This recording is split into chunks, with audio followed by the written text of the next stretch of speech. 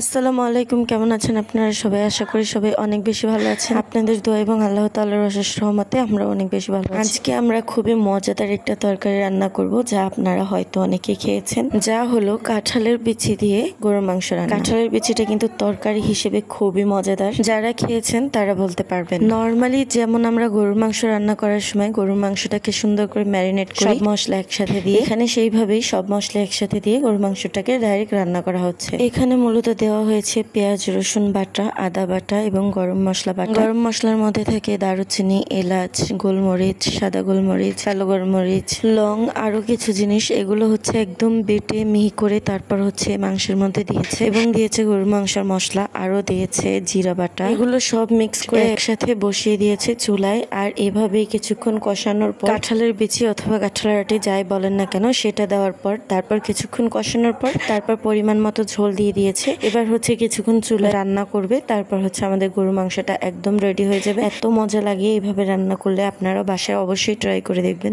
আমাদের এই চ্যানেলে প্রতিদিন নতুন নতুন মজার মজার ভিডিও আসতে থাকে, তাই আপনাদের ভিডিওটি ভালো লাগলে লাইক, কমেন্ট, শেয়ার করতে ভুলবেন না। ঘরের খাবার খান, সুস্থ থাকুন, আল্লাহ হাফেজ।